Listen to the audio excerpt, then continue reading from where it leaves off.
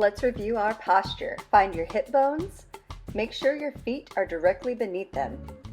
This is the distance you want between your feet for your body. Gently and deeply bend your knees, keeping your chest stacked over your hips. Relax those shoulders. Dispense your weight evenly on your feet.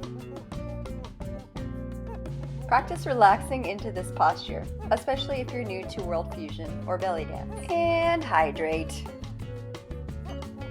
It's good to warm up before dancing. I suggest doing squats. You can add your arms to this, shoulder rolls, and side reaches. You'll want to cool down after dancing with some stretches. I suggest stretching your hip flexors, your hamstrings, releasing your lower back, and even trying some balance challenges.